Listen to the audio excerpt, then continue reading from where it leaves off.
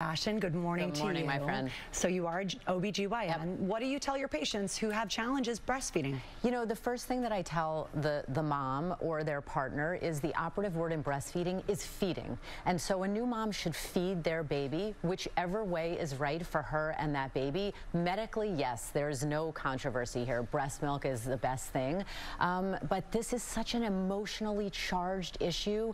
It's a loaded body part, and the only decision that matters is the decision of the woman who's attached to the breasts in question, and period. You said while the piece was on, she did a great job. 6 months is fantastic. I mean, 6 months of breastfeeding one baby is incredible. 2, and you know, when you're talking about twins, she should get a gold medal. But I think when we talk about this issue, we do have to remember what the recommendations are medically, and that's important. We're trying to get more women to breastfeed. The American Academy of Pediatrics is suggesting exclusive breastfeeding for 6 months, if that's possible. World Health Organization and the American Academy of Pediatrics taking that period when you add food up to 2 years of time or more. But remember, formula is 100% an acceptable option for any reason. There is no shame in this game for whatever reason at any time. If a mom wants to say, you know, formula is the way I'm going. Yeah. And you know, it's none of anyone's business but the mom. That's right. We're all doing the very best we can. Dr. Jennifer Ashton, we thank you.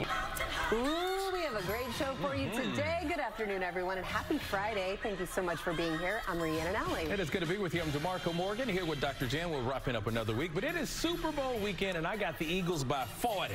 Not 40, but 40. Oh, whatever. Over somebody's Chiefs right here. Do you know who was named the NFL MVP last night at the NFL Honors? Show out. Who do you think? Patrick Mahomes. Well, listen, I wanted to support, so I'm going to be wearing maybe this, but I'm going to cover myself in this. I'm going to be Switzerland. I'm going to be Switzerland. You know what? I love how you're showing love for both teams. But you know what? Speaking of that, a lot of people are going to have money on the teams. Of course, people are making bets. And here's a number that is very shocking for a lot of people, at least for me. A record 50.4 million Americans are expected to bet some $16 billion on this Sunday's Super Bowl 57.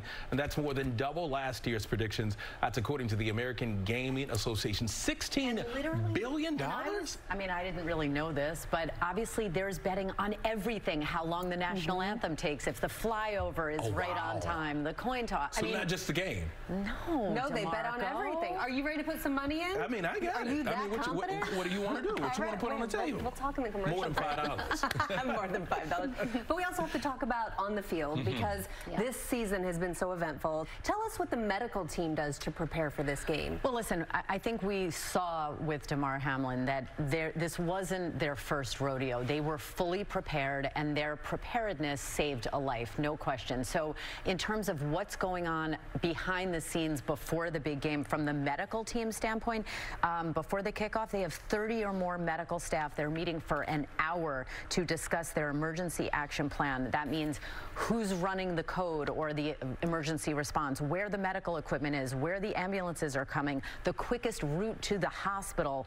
All of that communication is locked down an hour before the game. And again, there's a lot of different people, paramedics, there's an airway management physician, usually an anesthesiologist, and then sports medicine doctors, overall doctors.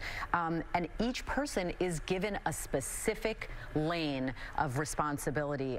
In terms of concussion and injuries during the game, they have what's called no-go criteria. So those are the things that are not up for discussion or interpretation. Loss of consciousness, amnesia, a seizure, or that fencing posture. If they see any of those, that player leaves the game and does not return to the field.